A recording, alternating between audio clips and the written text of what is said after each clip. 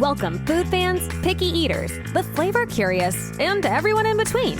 Nothing makes good food better than good conversation, and your table is ready. Welcome back to another episode of the Food For ThoughtCast with your hosts, Melissa Reagan and Steven Gonzalez, but you can call them Chef. All right, let's get this episode started.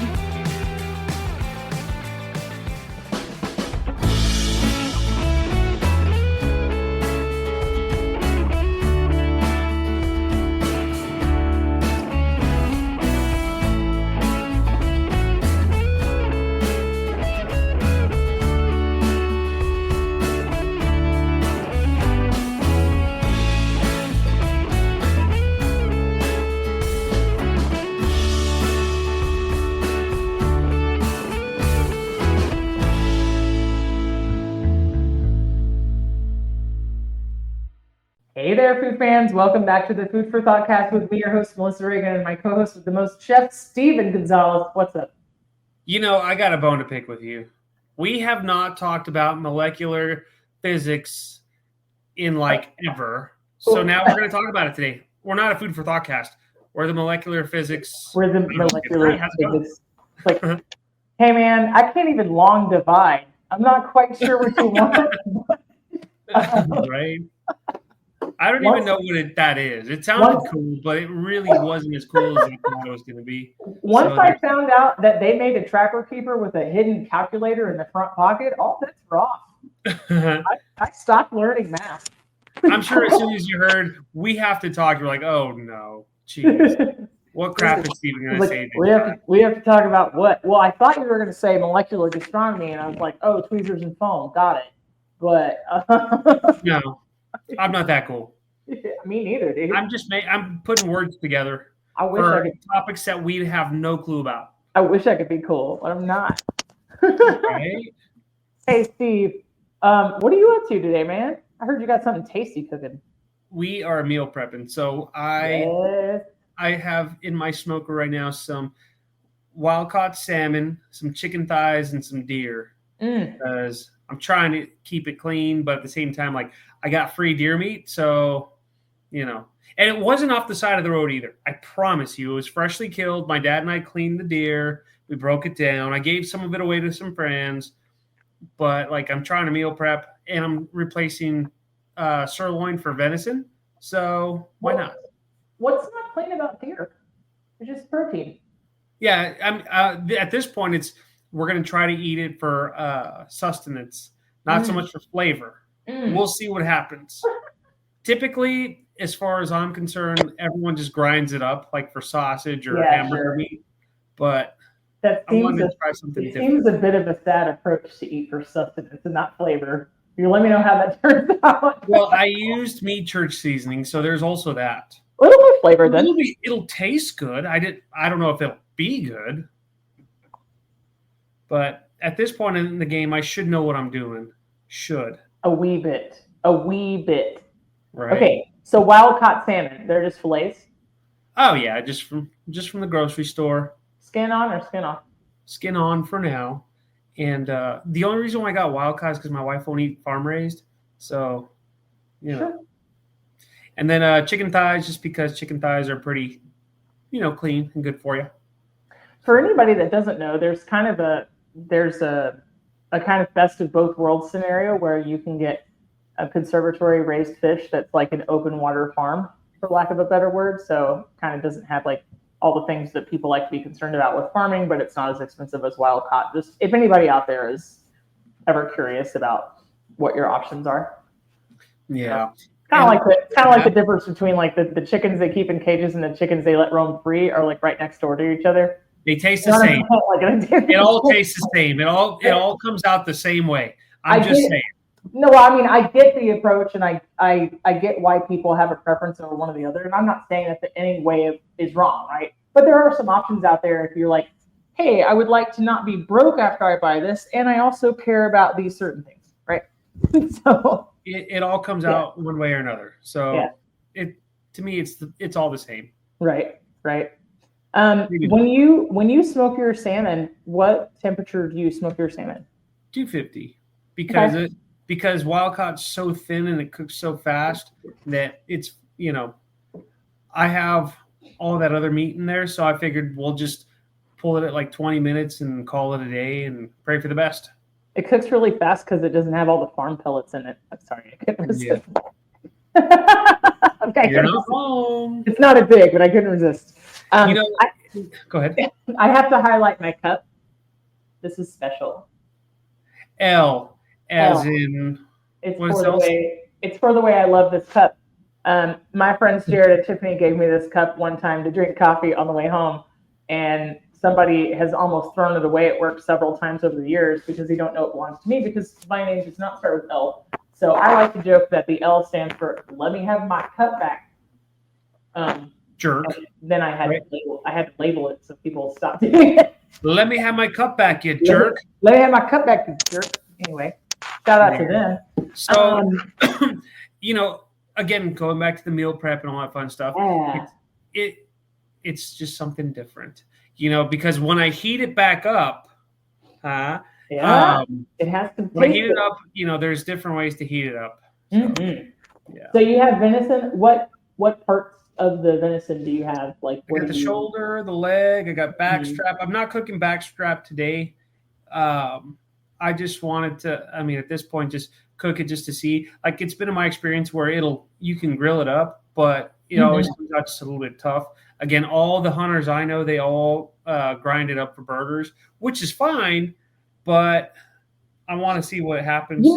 So this is going to sound like a little bit unorthodox, but I've gotten some parts and pieces of venison over the years, and I've been able to put it in the crock pot and braise it and make taco meat with it. I'm always afraid to do that because I'm always afraid it's going to be real tough. Because I've done that once before, and it was so dried out that it scarred me for life. It's very lean, so it needs some fat. You know what I mean? Yeah. So I think you could do a little salt pork in there, a little lard, a little butter, a little bacon, whatever you wanted to do. But I ground up some guajillos, some New Mexico chilies, some garlic, and some annatto paste. So kind of like a combo of a couple of different, culinary approaches there. But the end result was like a shredded, really gamey, hearty taco. And it was good. So. Yeah. Nice. Yeah, because I get tired of, like you say, people grind it up for sausage and stuff. I've had it stew meat. I love making chili with it. Backstrap's altogether kind of a different, a different ballgame. Yeah. It's a different animal, even though it's still deer. But so. And it's all about just moderation. So we'll heat it all up, and then we'll move on to another animal. Hey, what are you making to go with it? The chicken thighs will get toasted walnuts and spinach. The venison will get some avocado and spinach, and then the salmon will get olives and spinach. So keeping it simple, really, really a lot of spinach, a lot of spinach. The best part is because when you throw it in the microwave, it all cooks down to next to nothing, so it's fine. Are you sautéing the spinach? No. Okay. It's going in whole. It goes in that way so that when you reheat it up, it's good to go. The only time I put flavor in all my meals now is when I cook for YouTube or TikTok. I don't know because I still have to get some practice in, You're full of crap. It's not only flavor in it when I make content. You're full of crap. Yeah, only flavor goes into my content. Steven, what was the most amazing thing you ate this week? I have to say it was when we were coming back from San Antonio. We just stopped and had breakfast tacos. They were simple. They were delicious. The carne asada was good. The bacon, egg, and cheese was good. The tortillas were on point. They were homemade. I forgot. It was, of course, now that I'm thinking about it, it was like Arnie's Tacos or something like that. It was good in San Antonio. That sounds awesome, man. It was pretty good. It was lovely. I would have killed for a good breakfast taco this morning. What about you? The most amazing thing I ate was some crazy whacked out meal I made for myself because I get tired of everything really quickly now. So Right. essentially, I made a moco loco without the loco. So Which part would be the loco then? I think it's like the gravy, maybe. I don't know. But I made like a French fry and Caesar salad bowl with 2 sunny side up eggs and bacon on top and some hollandaise and hot sauce, and I was not disappointed by it. So it's definitely the most amazing thing I've eaten this weekend or this week. It sounds like you were very hungry to come up with something like that. I was extremely hungry, but nothing sounded good. So yeah. What was that? What's that base for? The microphone? Maybe. I don't know. I can't hear it. Are you hearing it? Oh. Yep, that's you. Oh, yeah. Hold on. I got it. Got it. People listening at home, we intentionally try to mess with you to see if you'll pick up on microphone scrapes, burps, coughs, farts. People listening at home, we obviously don't know what we're doing, but thank you for still listening. It's like a new adventure every time we record. Will it sound good? I don't know. Right. So, Oh my goodness. Mm-hmm. So yeah, when it comes to heating stuff up for meal prep, I think it all just goes in the microwave. Yeah. Done. Not really. But what's your favorite way to heat stuff up whenever you like go to a restaurant and you take leftovers with you? Yeah. What do you do? So we've talked about leftovers a couple of different times, right? Like if I'm eating Chinese food, I'm probably going to eat it cold. Okay. Unless it has rice with it, because cold rice is could be a little bit rough on the palate and a little bit hard to swallow, like literally. But I'm a big lo mein fan, and to me, if it's saucy enough, it tastes really good cold. It's got to be hot. What are you talking about? Whatever. It's not a wrong answer, Stephen. Crazy. There are no wrong answers unless you eat leftovers cold. Oh God, shut up. But we had the pizza conversation already. Touche. So if it's Chinese, I'm usually eating it cold. If it has rice in it, what I like to do is I like to make a crater in the middle of the rice and put an ice cube in the middle and then cover it with a wet paper towel so it doesn't get like weird dried out edges. So it kind of steams itself back to deliciousness. Interesting. Have you ever heard that before? No. Yeah. Sounds cool. But yeah, it really depends on what it is, right? Like now that I'm not anti-air fryer, aren't you so proud of me? Look at you. If I bring home something that's breaded or crusted or fried, I usually use that. It used to be the toaster oven, but she died a cruel death, and now it's the air fryer. Did you Office Space it, where you took it to a field and just beat it with a baseball bat? I can neither confirm nor deny. As long as you played gangster rap. PC load letter. Yeah. Yeah. I don't know what happened to her. She died. So it mysteriously vanished. Yeah. I think the air fryer just laughed. But because the air fryer knows it's safe. The air fryer is like going like this. Right. What about you? I do rather enjoy heating stuff up in the air fryer, but I'll typically just heat it up like in a saute pan or in a cast iron. Bougie. I know. Okay, so go ahead. Sorry. I was gonna say if it's pizza, it always goes like on the cast iron. Yeah. I admittedly, if I have taken something home from a restaurant, admittedly, I will probably destroy the quality when I eat it again. So I know all the ways that you can keep the pizza good. Like if I had pizza delivered, right, and I couldn't eat the entire thing, or if I brought pizza home from somewhere, I know the ways that you can keep it crispy on the bottom, right? Like you can use a skillet, you can use the air fryer, you could use a toaster oven. But usually I just heat it up to crap in the microwave, and it's soft. But the end goal is like feed me. So I don't get super concerned, even though I know better and I know what to do. Yeah. You know? Well, it's amazing because there's so many different ways. Typically, I'll just throw it all in a vacuum seal bag and I'll just sous vide it. No, not really. A lot of work right there, buddy. Nice. Is it though? That sounds like it would be truly awful. Like, who has the time to sous vide their leftovers? Yeah. If you do it at home, wow. Uh-oh. I can't hear you. Just a moment. Can you hear me now? I can hear you. You are muting yourself. People listening at home, Melissa likes to mute herself just to mess with us.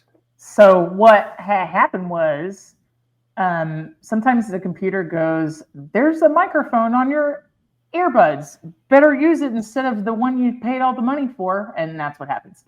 So sorry about that. Yeah. It's like when you go to a drive-thru and you're like, yes, I'd like to order one order with a side of... Yeah, yes, exactly.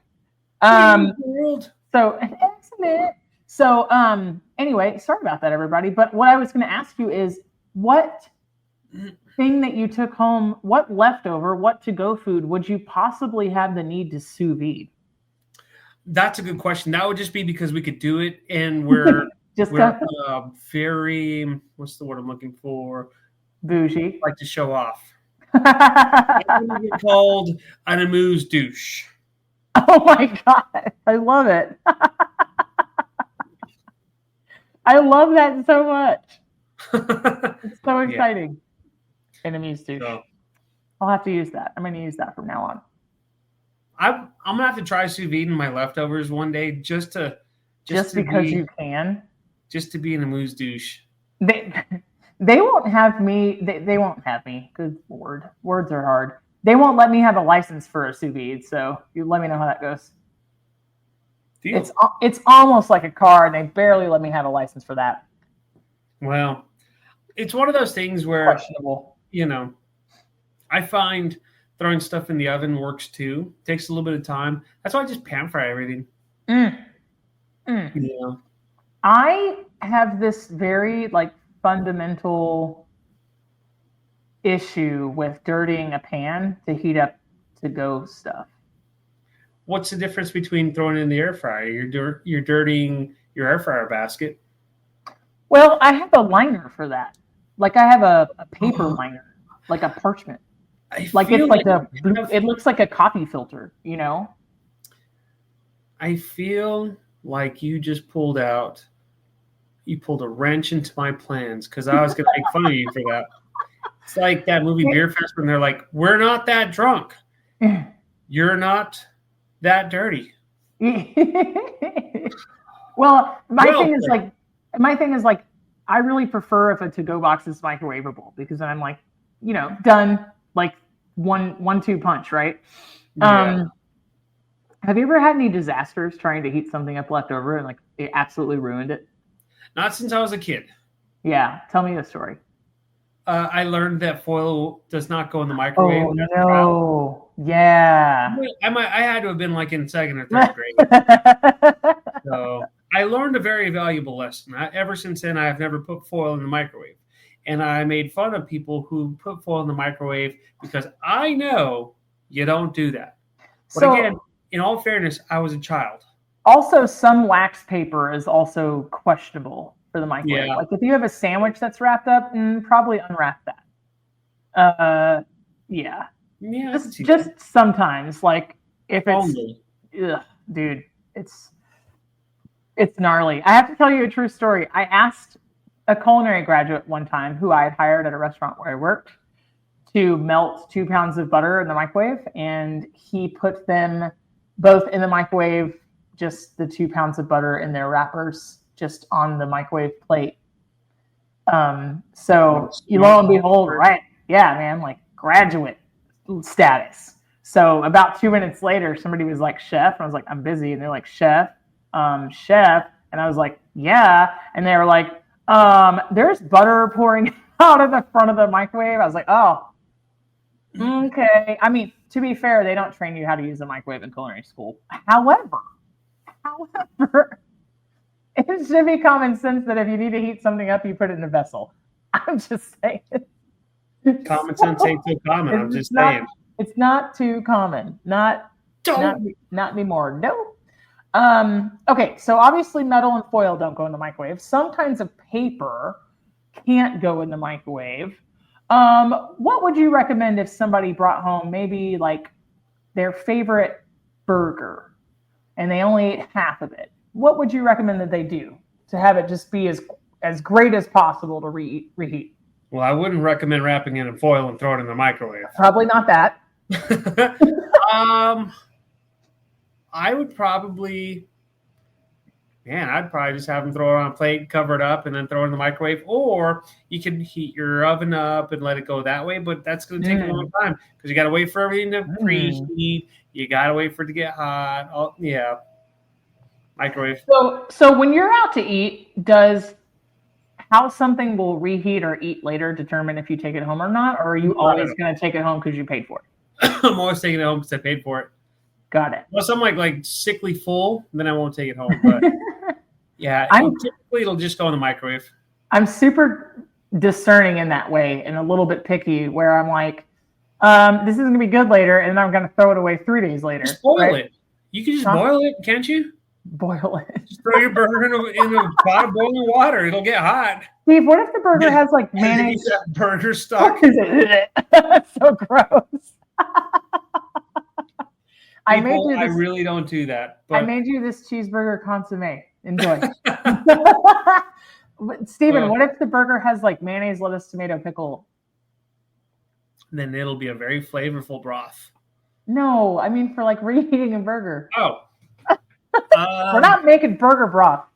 Not doing it. No burger broth. No. Let it go. That if it has all the condiments in there, well, I mean, you're just running that risk. It's got to get hot one way or another. I mean, you could take out like the patty. You think you could take the meat off, I think, right? I mean, you could do that, but, I feel like then you're going to have hot meat and cold buns. Yeah. I mean, I'm not trying to make anything too complicated, but I get all sort of questions all the time. People think about these things. Like, they want to know how to do it. Questions about reheating stuff. I really don't. They want to, lucky you. Right. I just got lucky. What can I say? Perhaps. Was there anything that you tried to use as a leftover again that just didn't turn out the way you wanted? Did you try to repurpose the leftover and it really wasn't good?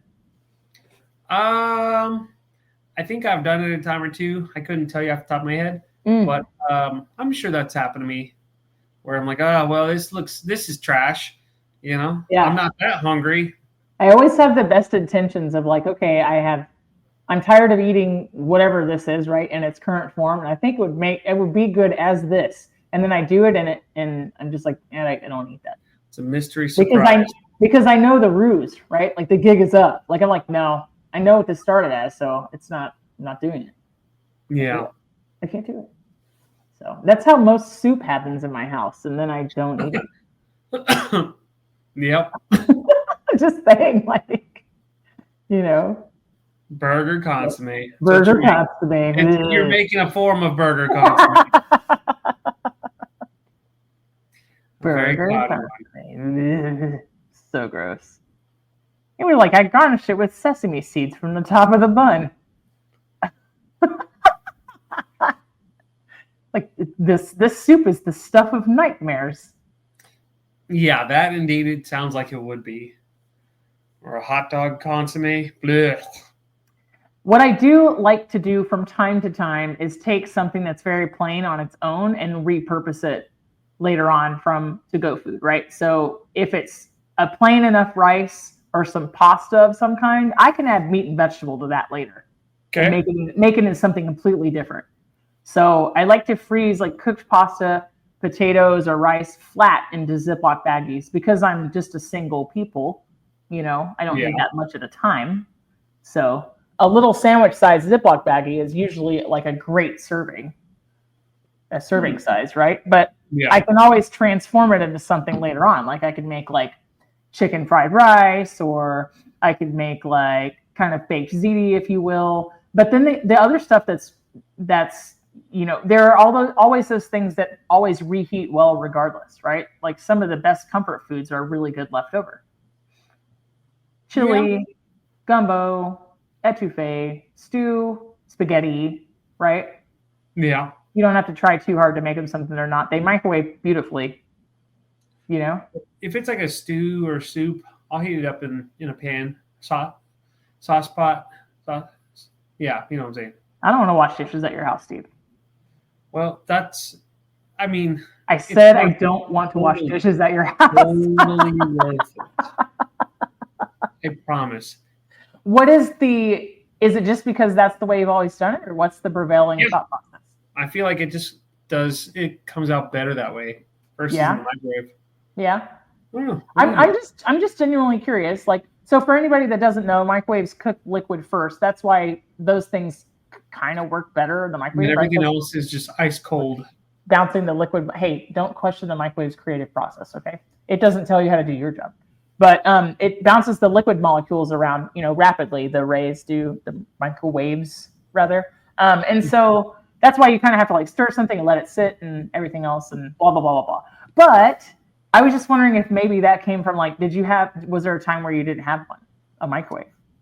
Oh, I've always had microwaves. I just don't always use them. What do you use it for the most? You make popcorn in the microwave? I do. Lately, the most common thing I've used my microwave for is just to reheat coffee. Really, I don't even use it like to heat stuff up. I just throw stuff in a pan and go from there because it's a big part of the breakfast process around here. Like I've been in a real muffin mood lately, and they just like 10 seconds in the microwave, put it in a paper towel, and eat it on the road. I don't think that eggs reheat spectacularly well in a microwave. They get rubbery. Yeah. Yep. I think it's good for some things and not great for others. Now, I had some mozzarella sticks not too long ago that I took home from a restaurant just because I was like super duper full. That was the place where the air fryer came in clutch. Oh yeah. Because the breading is crispy. Yeah, I was gonna say, how would you reheat like fried stuff? Air fryer? Yeah, but I can't even think about what I did. Well, I can and feel super ashamed about it. I can think about it, but I used to just use the microwave before I joined the air fryer crowd, and it would just be like crappy, soggy fried food. Or in the case of like fried chicken, I would eat it cold. Cold with hot sauce, man. Like, stop judging me. Stop. You're doing it. I'm trying not to. Steven. I can't promise, but there's a lot of judgment right there. I can see it in your face. I can feel my head just like throbbing. Oh my! You just goodness. Have that. It's that one. What? It's that one vein in your forehead that's named Melissa. Yeah, I know. Hey, guess what? You're not the only man with one of those. Hate to tell you. Hate to tell you. Oh my goodness!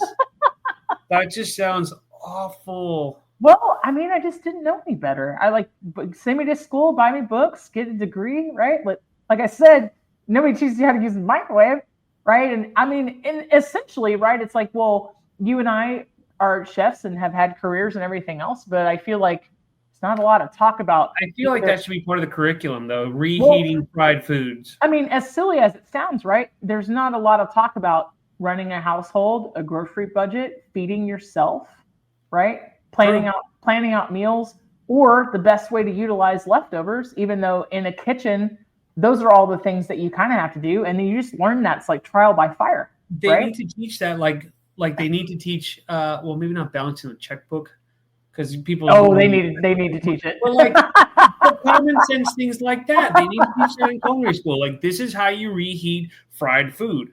Right. Well, listen, I mean, I guess in a professional setting, you're never going to have to do it, right? But at home, like you, if you don't eat leftovers, you're going to spend a lot of money.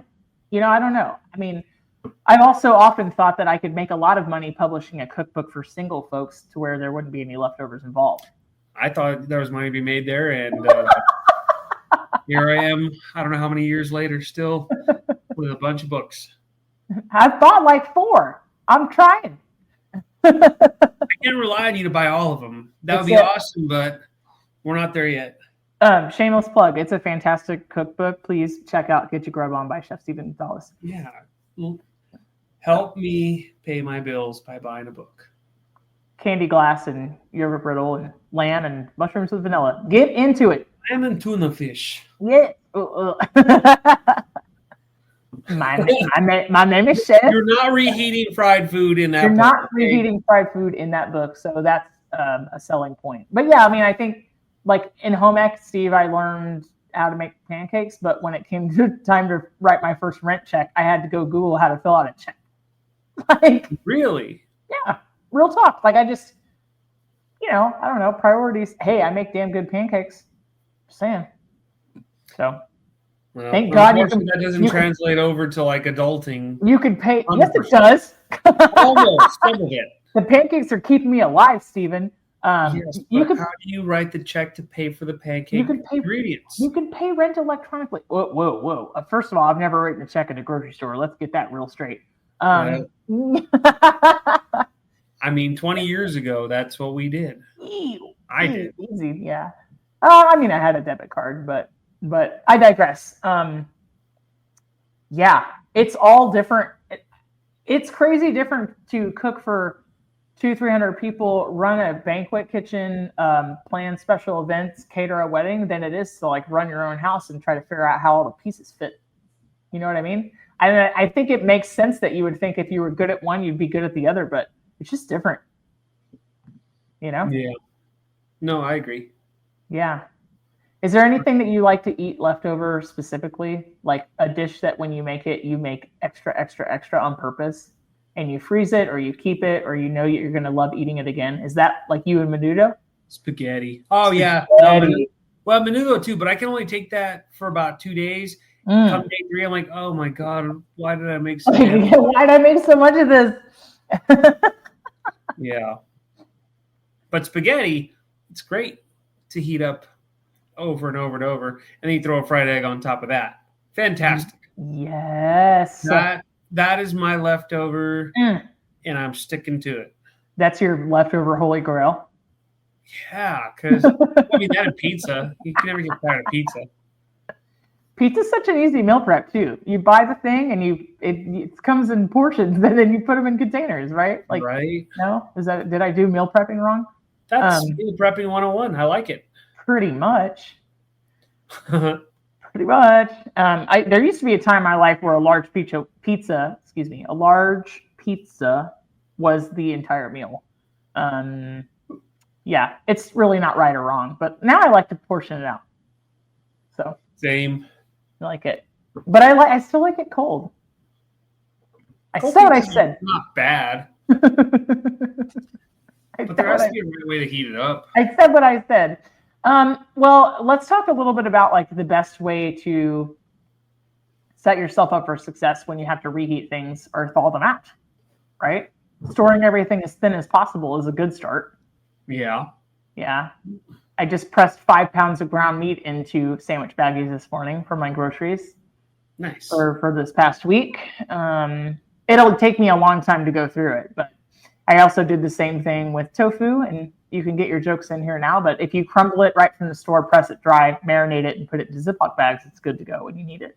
And then I did the same thing with ground turkey. So here we are. And I have a crock pot full of beans going, and then I'll freeze those flat too, and then they'll thaw out and be ready. I could can them, but it'll take me a lot more energy to do that. So I'm freezing. I cooked them and froze them instead. So how about that? Yeah, I have a huge pressure canner, but I'm like, I got to go buy jars, and I got to go buy new lids, and like, maybe not today. So. Whereas the crock pot will do all the work for me, like I'm staring at it do the work right now. So I could say the same, but I'm upstairs. And he's like I can't see the smoker from here. Yeah. So. Typically, whenever I'm smoking meats, I just light a cigarette and just blow my smoke onto it. That's how you get that smoke flavor, right? You are so gross. That's how, isn't that how you do it? Sure. You're so gross. Hey. Why does this salmon sure does taste like Marlboro? Like, this salmon has a slight Swisher sweet aftertaste on the palate. So gross. This is the worst restaurant ever. That's how they do it, like in the barbecue restaurants. That's how they do it. They must smoke a lot of cigarettes. Where do they find the papers big enough for the brisket? But yeah, is there anything else you do specifically when you're like trying to organize your freezer to make it easier, or when you have to heat something up? Like, what about soup? Do you freeze it and then you'd have to deal with this like giant soup ice cube? Yeah, sometimes I do. Yeah, but I try to put it like in a container big enough to where I know like it won't last. Like we'll eat it, and then heating it up won't be a pain in the butt. So there's also that. Yeah. Sometimes I get impatient with soups and stews that are thicker, and I've like plopped out a giant frozen cube into a pan and doing it your way, like reheating it in a sauce pot or a pan, and then I turn the heat up too high, and it'll start to stick because I have zero patience. Yeah. I felt bad because the other day we were breaking down that deer. We threw a bunch of meat into a bunch of bags, threw in the freezer in a pot, just to kind of keep it all together and prevent it from making a huge mess. And so we had like blocks of like. What are the bags froze together? Well, some of them did, but some of those like we had a couple ice blocks that were blood, So we're giving them to the dog, and he enjoyed them. Well, of course. And I'm thinking to myself, like, man, when I reheat all this up, there's going to be a lot of blood everywhere. So I'm going to have to like really be careful because I don't want to get that all on myself, But man, I'm just in that boat of like, I don't really want to make a mess, but I'm going to. I wish I would have like taken the steps to actually like really prepare this properly. Well, I think that when I heat all this up, it's gonna be a pain. I think that when you thaw it, you'll have to have like a colander situation of some kind, like over the sink, maybe. So true. Yeah, it's one of those things. But I'm a huge fan of like portioning the meats out when I get home from the store. I like to slice everything real thin because that way when you heat it up, it heats up like that. You can't like throw half a chicken thigh into a container, heat it up for a minute, and expect for it to be hot. It's going to be cold in some points, scalding hot on others. It's awful. So you have to like really slice it thin. Once again, the microwave is crying a single tear, asking you to respect its creative process. Right. Oh, Chef Mike. Oh, Chef Mike, the hardest working chef in the kitchen, never takes a day off. Never. My name is Chef. So when you're meal prepping chicken thighs, you're using boneless. Boneless, skinless. Skinless, got it. Yeah. So that's a really good point, though, is that to make sure that if you're pre-portioning food to freeze and use it later, or if you have some leftovers, like cutting everything into similar pieces is a really good plan. Similarly sized pieces. Yep. So, yeah. Yeah. I think it's nothing worse than having like a leg and a thigh bone in the microwave and trying to get like you're gonna get some cold weird tendon right by the bone. Yeah. For real. As much as I like tendons and all that, like it's not good on chicken. It's not good on. It's only good in Asian food where there's supposed to be tendons or menudo. Yeah, exactly. Like this was the intention. This was the intendon. I said what I said. I wonder how a beef tendon would reheat. Like a giant rubber band. It sounds terrible. Be like, wee. Like, ow. And then you'd have like a bunch of grease on your face. It sounds so in the face. So, Steven, are you telling me that when you've taken French fries home from a restaurant, you put them in the microwave? No, I air fry them. Ah, I see. Let's go back to the pre-air fry days. I would throw them in a saute pan and pray for the best. Did that work? No, not at all. So pre-air fryer and pre-toaster oven days, I used to cut up French fries, put them in a freezer bag. Like I would dice them, put them in a freezer bag, and it would be instant home fries for breakfast. That's all they were good for after. Yeah. So, but they still tasted weird because they were not intended to be home fries, and they had like whatever, they were fried in the flavor or whatever. So, suffice it to say, also, I don't really have leftover fries. Even if I'm super full, I'm like, I can just finish the fries. It's okay. Are you drinking water, Steve? Drinking water. Look at you being good and all. Is it flavored? lime flavored. Ooh, is it with bubbles or without? With. But as you get to the end of the bottle, you don't burp as much. I'm okay with that. Okay. Burp. Today's podcast is brought to you by this L cup, which is full of sweet tea. Which is short for... Let me have my cup back. Yeah. Let me have my cup back, you jerk. Let me have my cup back, you jerk. Yeah. So, like, I don't know. It just sucks. Like, whenever you use the microwave, you have to have, like, spread everything out as thin as possible so that way it gets hot.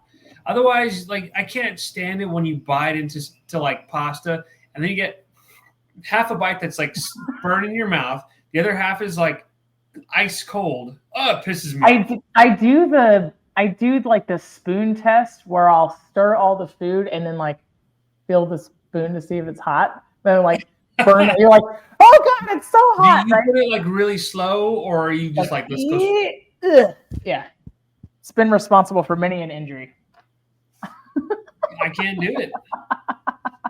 I'm too scared. It's a risk you have to be willing to take. I'm like, yeah, but it is super annoying. So yeah, spread everything out in the microwave, possibly make it like a little space in the middle so that the air and the moisture can kind of, do its thing correctly.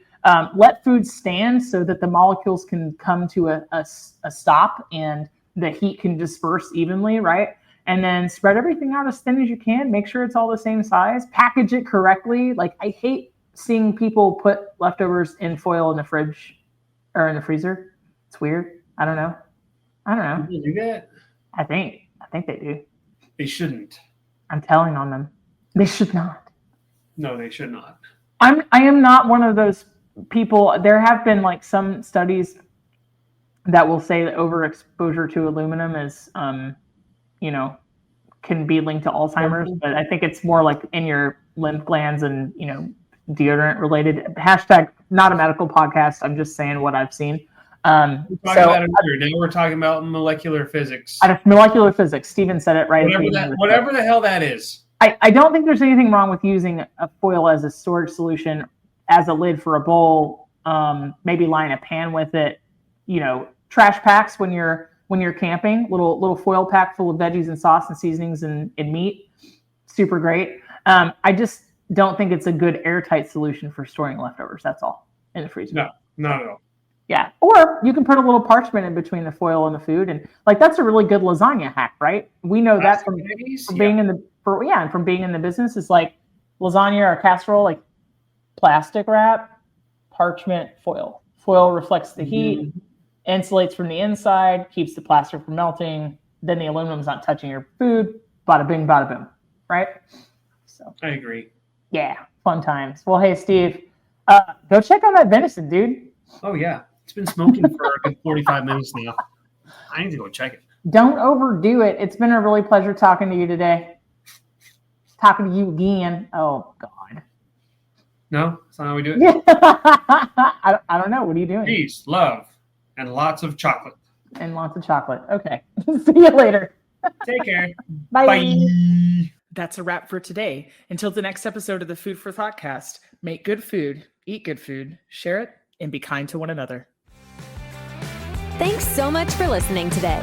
You are part of what makes us special, and we are so glad you joined us. Don't forget to rate, subscribe, and leave a review. Just like food, delicious podcasts are better when you share them with others. Come back for seconds wherever podcasts are served, and we'll catch you in the next episode of the Food for ThoughtCast.